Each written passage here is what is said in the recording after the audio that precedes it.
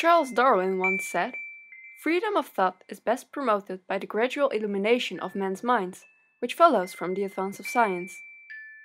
Although Darwin never meant literal illumination, the journal Nature Methods shows exactly this as the method of the year in 2010. While several research groups made many important discoveries regarding the effect of light on cells, it was at Carl Dijkstra's laboratory in 2005 where a group of researchers successfully combined gene expression and light delivery into what we now call optogenetics. Behind its catchy name lies an exceptionally appealing idea. Optogenetics is a neuromodulation technique that enables researchers to control cells with light.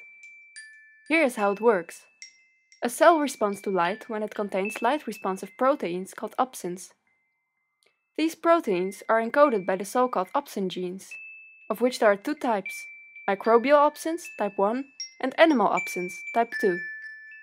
Essentially, light of specific wavelengths can activate certain opsins, which in turn leads to activation or inhibition of cellular activity. To effectively use optogenetics in animals, mammalian cells need to express a foreign opsin. This can be achieved by inserting an opsin gene, using virus carrier systems, into the cell of interest. Accordingly, we can modulate the activity of specific cells by administering light of certain wavelengths. This all sounds very nice, but how can we actually use optogenetics as a neuromodulation tool in cognitive neuroscience? There are plenty of possibilities.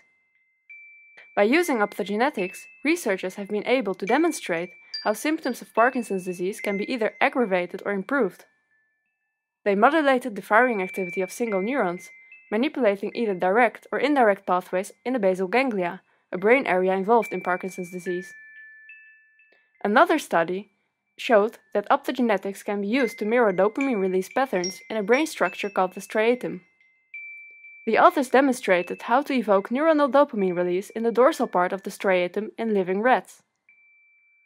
Results like these show that the use of optogenetics can lead to a better understanding of cause and effect relationships, for example in dopaminergic-based disorders. The advantage of optogenetics over other neuromodulation techniques is its high temporal specificity combined with cellular precision. For example, although electrical manipulation has a high temporal resolution, it is unable to achieve true inactivation or excitation of a single cell. Pharmacological and genetic manipulations show the opposite pattern, being highly specific to certain cell types but lacking temporal precision. In sum, optogenetics is a promising neuromodulation tool. By including this advanced technique into its repertoire, cognitive neuroscience will come a step closer to unraveling mechanisms behind human actions and thoughts. Unmistakably, Darwin was right. Scientific advances like optogenetics literally illuminate men's minds, hopefully leading to freedom of thought by providing us with vital knowledge to decipher human behavior.